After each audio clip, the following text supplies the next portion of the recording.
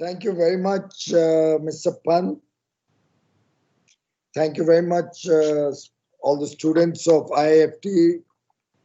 My apologies that you had to wait till I came onto the call, but I had the industry minister of Andhra Pradesh and he kept on raising new issues. I could not get free from the meeting.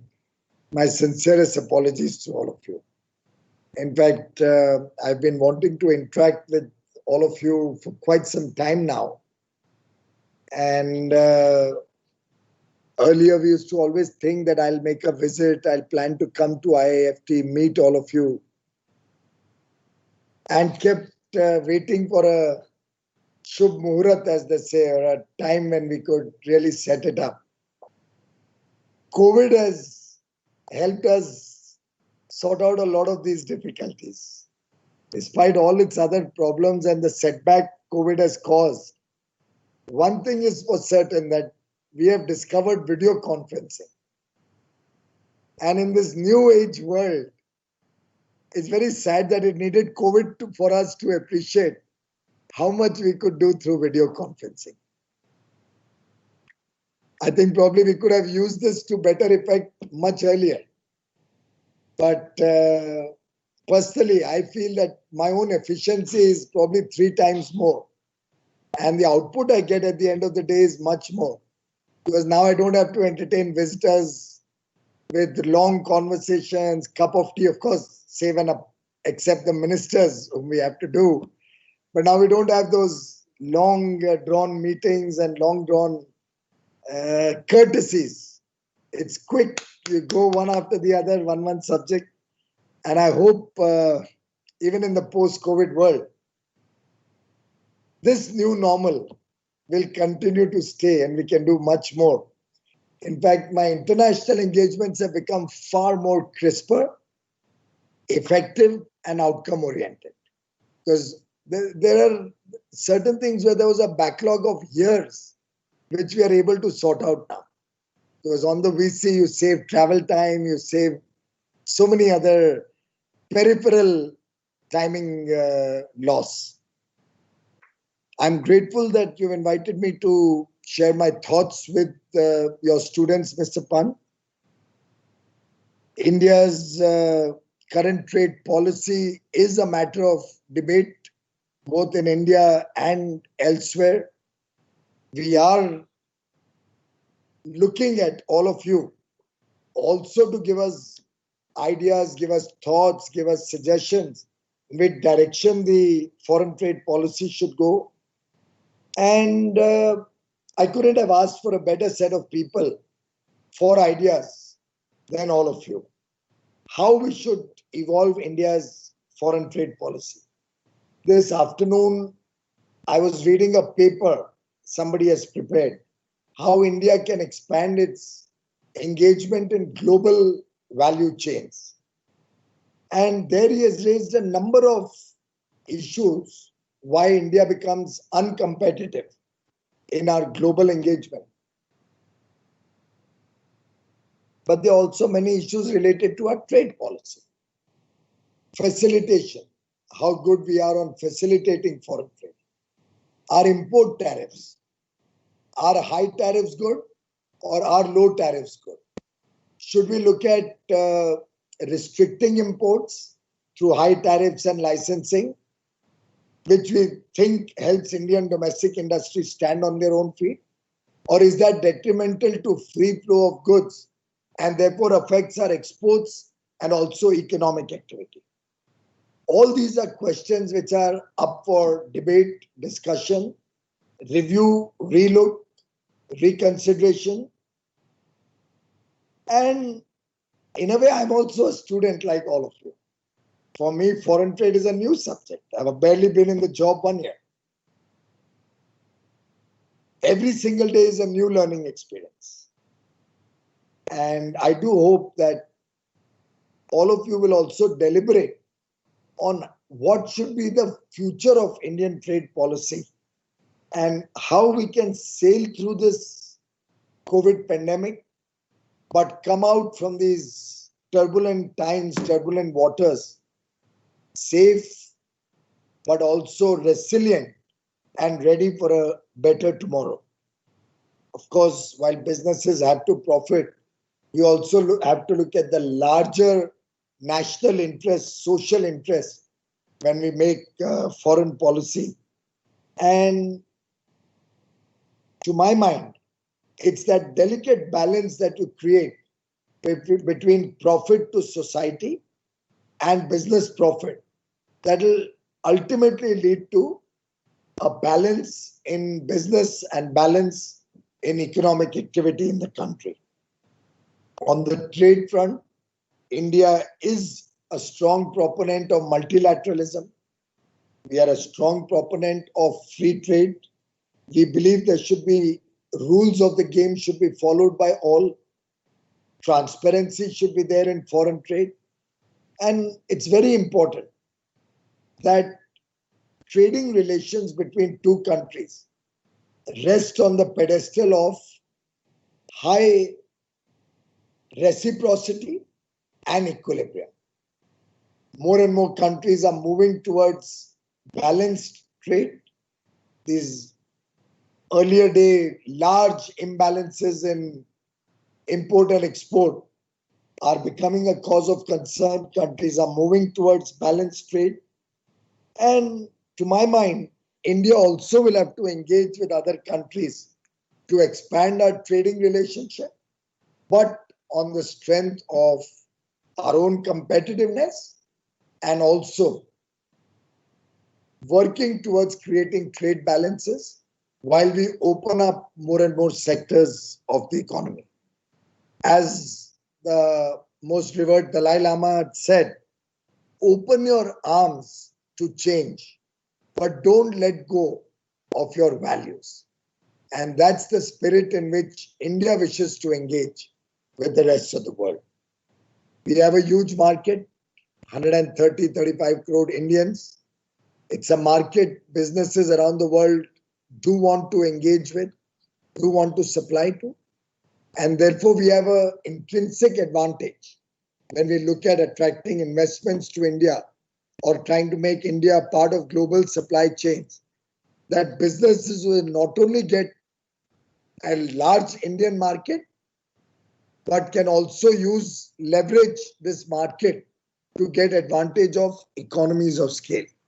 So if the global value chain requires 100 units, they will also have a large Indian market which will require 100 units. And therefore, they can produce 200 units and get all the benefits of scale, which will help India become an industrial power. Quality will have to be an integral part of our planning for the future. It's very unfortunate that in the past, India never focused on quality. And therefore, we have remained an exporter of low value add products, raw materials, very low products on the value chain, intermediate goods with very little value addition in India. And we are importing high technology, high quality products in a big way from the West and low quality, low cost products from some of the countries in the East. I think this equation we need to change. India should get recognized the world over for its quality, for its competitiveness. And I think our historical wrong will have to be corrected by our generation. You know, the old age adage we used to often hear, and I'm sure you're all familiar with these terms, like jugaad. You can manage everything, or chalta hai. Anything will do. I think we have to change these old rules of the game. Now India has to go from a position of strength and engage with the world, engage with global economies, with the developed world from a position of strength with highly cost competitive products of very high quality. That should be India's discerning factor. The real selling point, the unique selling proposition should be around high quality, good service, good pricing. COVID has opened up our mind to India's true potential. You remember when the lockdown started, there were concerns around our capabilities in terms of being self-sufficient in medical supplies, medical equipment. We hardly had enough ventilators. We didn't produce personal protective equipment beyond a few hundred a day. Testing kits were not made in India. We were concerned about ICU equipment and enough ICU wards to treat COVID patients. There were concerns around masks, surgical equipment. At the end of 5 months, March, the lockdown started. April to August, in 5 months, or today 5.5 months, India has evolved in terms of becoming self-reliant in almost all of these products. In January, we were testing 300 patients for COVID. Today, we are testing over 11 lakh patients every single day. In March, we had barely a few thousand PPEs.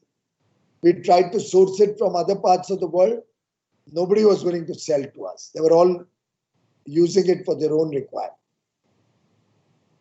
It is thanks to the Honorable Prime Minister visualizing what could happen if we didn't have enough medical equipment and the strict lockdown that India implemented, that we got time to ramp up our own self-reliance, domestic production. Today, India makes 500,000 personal protective equipment every day, in addition to about 500,000 masks. We have doubled the number of ventilators in India. And in all, we have now started making testing kits in India. And in all of these products, today, we are now open for exports. We've opened our market, our business persons and allowed them to go and export all these products all over the world. That is India's true potential, which was demonstrated during COVID. The clarion call for Atmanirbhar Bharat, a self-reliant India, given by the Prime Minister, came at a very appropriate time. Atmanirbhar Bharat is not about closing India's doors to international trade, to international engagement. In fact, it is about opening it wider, looking for greater engagement in global trade. That is what we are all working for. Openness, without restriction, expanding trade, bringing best of technologies. Wherever India is not competitive, importing components or parts, but also getting new technologies to come to India, improving the quality and price competitiveness of products we make in India, and look at larger share in the global pie, in the global trade, in products which India shows intrinsic strengths in. And that is what Atmanirbhar Bharat talks about. In fact, quality standards is one area where we are taking a lot of interest so that all our products start getting recognized for high quality and our consumers get good quality products. I don't know if you are aware that the number of quality control orders in the US is over 8,000. In India, we had barely 504. We never focused on quality the way we should have. Similarly, in our free trade agreement negotiations, we always got a raw deal. And I think as students of foreign trade, it'll be interesting if some of you can do a research on how these old free trade agreements were negotiated, finalized, whether India could have negotiated better. Did we really do a proper diligence, due diligence, stakeholder consultation? And why is it that post-free trade agreements, by and large with almost all countries, India actually could not gain greater export business, but imports started flowing in. A larger percentage of our imports from these countries started enjoying the benefits of free trade agreement. Whereas Indian businesses could not enjoy those benefits. And finally, we landed up with unequal trade. and greater trade deficits. In fact, if you take only the ASEAN FTA, India eliminated 74% of the lines, the HSN code, various tariff lines. We eliminated tariffs on 74% lines for Indonesia. But Indonesia eliminated only for around 50% lines, 54%. I think.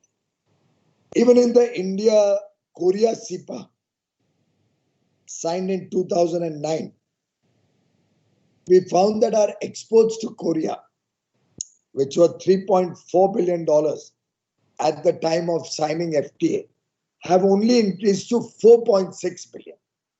That's an increase of barely 30%, 32% in 10 years. But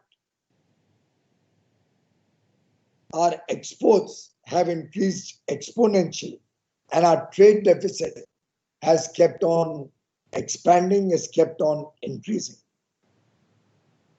We are now looking at reviewing and renewing all these old FTAs to bring symmetry and more balanced trade with them. But we are also looking at engaging with other countries, particularly countries like US, European Union, Russia, UK, where we believe India has competitive strengths and we can truly get the benefit of a fair and equitable expansion of trade if we do free trade agreements with proper stakeholder consultations and considering India's capabilities to be able to meet the requirements, particularly of quality, of these countries, and ensuring our competitiveness in products where we are getting benefits of the FTA, and making sure that these FTAs are not done at the cost of Indian industry, Indian businesses. The spirit of Atmanirbhar Bharat is of a bold India writing a new chapter in India's history. And I am sure with your support, with your ideas, with your assessments, which I am hoping the Institute of Foreign Trade will take up in consultation with the Department of Commerce, you will help us identify new products where India has competitive strengths, where we have comparative strengths to other nations to expand our trade. You will help us assess these FTAs and see areas where we should focus to take the benefit of these FTAs. You will help us in assessing what should be the new FTAs that we should focus on. What product should we let go? What product should we try and capture greater global share? How do we bring these agreements in a fair manner for equal and joint prosperity of both parties so that fair trade can be encouraged? And that is the true test or strength of leadership. The Prime Minister, after a full holistic assessment of the Regional Comprehensive Economic Partnership, RCEP, between 16 nations, realized that the original guiding principles of RCEP were being compromised. India's interests were not best served with RCEP, and he took the bold decision not to sign RCEP. I think that is the strength of India today. We are willing to take hard decisions, but we'll do smart decisions. And there, I hope IIFT can help us, share your ideas, collaborate with us, invest your time for the nation, and help with data, help in understanding and analyzing data or data analytics, help in developing policies that are good for foreign trade and good for business in India, identify what are the problems that our foreign trade is facing, what rules are an impediment, how can we make it easier to do business, how we can learn from the best practices implemented in other parts of the world, preparing reports which are sectoral or industry specific which can become a guide for us in our international engagements, help us in guiding our missions internationally, to engage with local industry and help Indian industry to engage with the local industry in each of their countries. So let's work together between IIFT and the Department of Commerce and work in a spirit of partnership for a better future for India and for all the stakeholders in India. We have recently, even with Japan and Australia, tied up for resilient supply chain initiative, the new initiative to create greater trade between trusted partners. And I'm sure all of you will also help us with your ideas. And this engagement between Commerce Ministry and IIFT will result in a very good future for India's foreign trade. Services, we've done relatively better than goods in the last few years, but now we need to move forward both on goods and services, particularly with work from home. Services has huge potential to grow. Because working from home, whether you are sitting in London or Seattle or the Bay Area in the US or in Delhi, Gurgaon or Mumbai, Bangalore, Hyderabad, working from home is possible from anywhere. So India's own engagement with the world on services can also expand exponentially. And I do hope our international export earnings go up to at least $1 trillion out of the $5 trillion that we are aiming for by 2025. I will look forward to your support and your active engagement to make this a reality. Thank you very much, ladies and gentlemen. Good evening, sir. Yeah. Good evening, sir. This is Anurag from IIFT Delhi, MA Economics batch of 1921. Sir, my question is that recently the Honorable Prime Minister announced that it is time for India to go vocal for local toys, and India should emerge as one of the leading exporters of toys.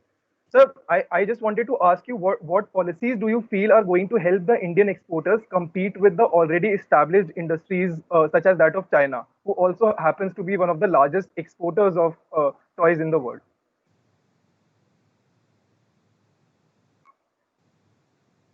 Next. Let's take 5-6 questions, Manojji. I'll answer all of them together. Okay, fine, sir. Okay, next, Anushri Ganirwala. Anushri? Yes, sir. Good evening, sir. I am Anushri Ganeriwala from the Masters in Economics batch of 2019-21 Delhi. So we know that China holds a dominant position as a supplier of finished as well as intermediate goods used in the production of electronic items. And recently government banned the import of various such goods like colored television sets from China. So my question is that, sir, do you think India has the required capacity to meet the country's surging demand for electronic goods? Okay, Mudit Gandhi. Mudit, quickly ask your question. Good evening, sir. I'm Mudit Gandhi from the MBA International Business batch of 1921 Delhi campus. So my question is, India's solar boom is threatened by anti-China trade tariffs, while local manufacturing is not able to attract investments. Given the importance of the solar industry for a secure and sustainable India, how are we planning to boost local manufacturing or find other alternatives? Can I take one more question, sir? Yeah, sure. Okay. Rishika Nair. Rishika, please come up and ask your question. Paul, I asked for this engagement.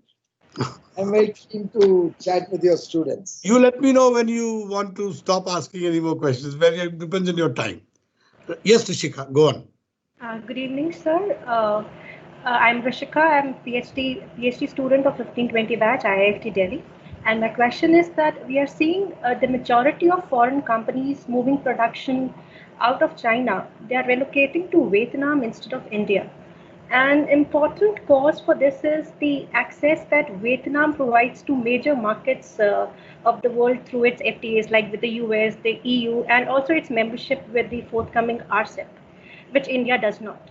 So in light of this, can we expect a renewed focus on forging RTAs with major markets for the 10 key sectors that are identified by the government? And do you think that this will help us attract more companies? So I would like to ask now, because I've got any number of questions. You'll be here till 12 o'clock if I ask all the questions. I think your time you know better than all of us. I think you should answer, sir. If you have time, tell me if you want to go. More questions. Okay. Okay, great. Next we go to Nishant Kumar. Nishant? Yes, sir. Good evening, Honorable Minister. I am Nishant Kumar from the MBIB batch of 2019-21 from IFT Delhi. So, sir, my question is related to, can we expect India-US limited trade deal before US presidential election? And would like you to throw some lights on its impact on restoration of trade benefits under GSP program and US insistence on including agriculture and dairy products in this trade deal. Let's take the next one. I'm going to jump a few because they're very interesting questions and that's what he needs. Akshay S. Can you take your question, please, Akshay? Yes, sir. Sorry.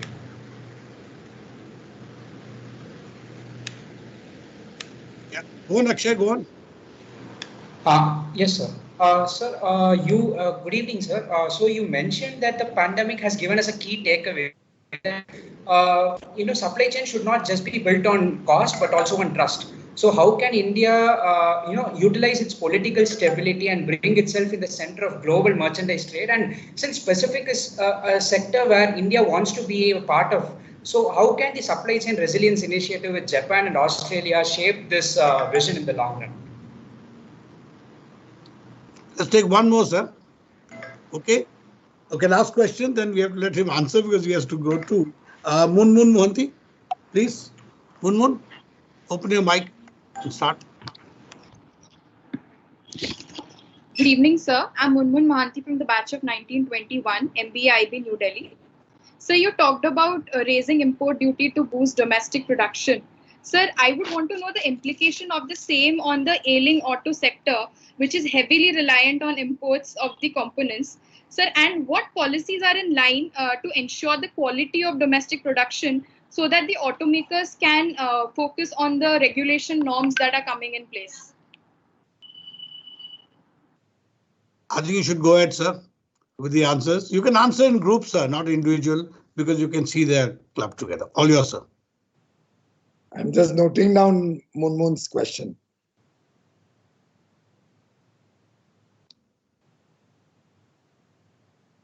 Great, Mr. Pant, you have a very, very enlightened set of students. I'm delighted to see the level of knowledge and the enthusiasm of all our young boys and girls.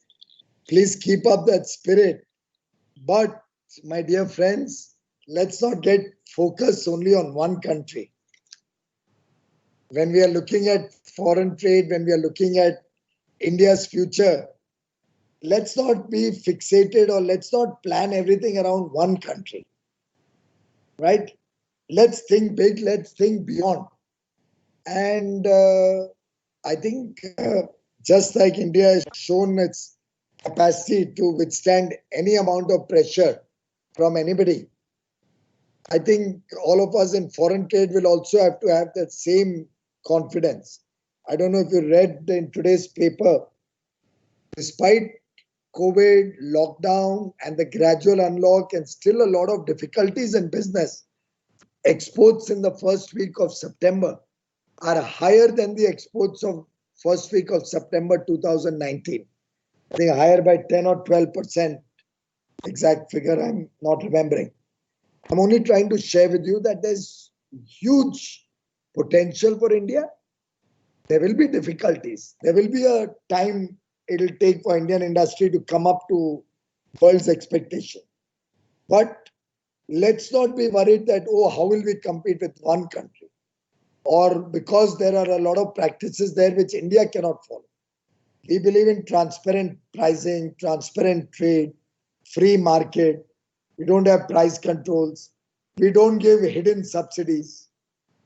In this situation, certainly there'll be some difficulties, but the government is working sectorally with each industry sector to understand their problems, to see where they need help, what we can do to help them in their costing, with their logistics, with common facilities, whether they're having any problems of any particular raw material, power. If power cost is exorbitantly high, we are talking to the states. Can we make compliance burden less, reduce the regulation? So competing with any country. You asked about toys, Anurag. First of all, we didn't even have quality control on toys. I had Quality Council of India do a test check. They found nearly 1 out of 3 or 1 out of 2 toys were of substandard quality, dangerous for children to use. First step, we introduced quality control orders on toys. Because of COVID, our domestic industry could not fulfill the requirements, so they've taken some time. And we have been fair. We've allowed them up to January to meet the BIS specifications. But we'll certainly, as we improve the local toys quality and as we increase the scale of production, automatically people will prefer Indian toys. Our costs will also come down, our quality will also be better. And bear in mind, quality never increases cost. Quality, on the contrary, reduces cost. So as we become a quality conscious nation, in the short run, we may have some difficulties. There may be a little price rise also. But then more competition will come in. As the prices increase, more people will invest in larger facilities. With that, you will see prices also come down and quality also improve. So we are working with the toys sector. The government and the toys industry are working in partnership to see what are the enablers that will help them in competing. We are also looking at anchor investors, clusters which can promote toys. We are looking at what type of toys are relevant to the Indian market. And now with digital technologies and our startups and all bringing in newer and newer ways of entertainment or creating new toys which are digital, I think India will be able to compete with any country. Whatever practices they may want to engage in, we will make sure our quality is better than them, and with scale will bring better prices also. So don't worry about competition. Government and industry are working hand in hand to improve our quality of goods. Same goes for television. By the way, Anushri, we have not banned television from either one country or from anywhere. Policies in WTO, you must be learning in your course. There's a thing called MFN, Most Favored Nation MFN policy, where you can't ban one country and allow another country. Whatever you do is for all countries, unless you invoke the security clause. On the grounds of security, you can take action against one or more few countries, like the US took in steel and aluminium. Invoking security, they put an additional duty on certain products. So we have not banned anything from anywhere. We have restricted the import of televisions, which means licenses will be available. People will have to apply, justify it, and then it can be imported. We have sufficient capacity in India. I'm told earlier TVs started getting made in India, but because it became zero duty from FTA countries, people stopped their manufacturing and started importing from FTA countries. Therefore, I had to license this product. I think Indian manufacturers will come up to our expectations, and it won't be long before we'll have locally made televisions in India, and then we'll go in for a phased manufacturing program to encourage the components also being made in India. Ultimately, our effort is, particularly because all these electronic goods require chips, semiconductors. India will have to develop fab. the fab facilities which make these chips. A project was started in Mohali many years ago, but it somehow never took off. So I'm focusing to try and attract one, maybe two large fab facilities to come to India. It is only after that that we can go down right up to the end of the value chain and really make India's domestic capability on all these electronic toys, televisions, mobile phones, all electronic, the whole spectrum of electronic goods require chips, and we are working towards developing that capacity in India. That will also help our solar capacity. Today in solar also we are forced to import because we don't have a fab or a chip manufacturing in India. Cells and modules are made in good quantity in India. Glass is also being made in India. By the way, there are no anti-one country tariff. So Mudit, I think you've got it wrong. There are no anti-X country tariff. There's some anti-dumping duty. That is whenever a country dumps material at exorbitantly low prices, abysmally low prices, or provides unfair subsidies to their local industry, that anti-dumping duties are imposed. That is the duty that is there on certain countries, not one country, and on certain companies. But we are working very much with the MNRE industry to promote domestic manufacturing. I'm told that in the next 2 or 3 years, people have plans as much as between 10 to 15 gigawatt annual manufacturing of solar in India.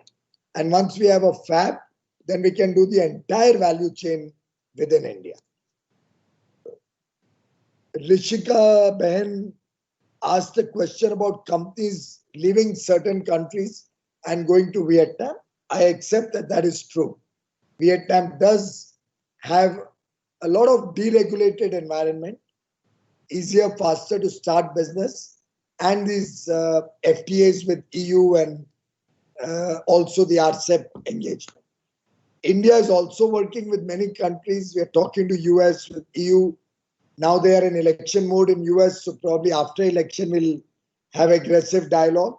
But we are very keen to have FTAs with these countries, with the EU region, with UK. UK can only do it after January, as per their Brexit terms. But we are working to give a renewed focus for FTAs with developed world, with many of these countries. And we are also working to work along with the states and local bodies to deregulate and make it easier to start a business and to carry out business in India. India's own ease of doing business rankings have increased significantly in the last 5 years. We'll continue to make effort to make it easier to do business in India. Nishant wanted to know about the limited trade deal. We have almost finalized everything, but because of coronavirus, everything moved from work from home in the US. And while India did everything as usual in terms of government functioning, I think the US was not really as much focused as on government functioning and on settling all these balance issues of the trade deal. So probably we'll have to wait for after the election before we can sign that deal, but I've left it to the US. I'm ready to sign tomorrow. We've given them a very good, very balanced offer, but the terms of which I cannot disclose to you. If at all we do finally sign, then of course we'll explain what we are doing.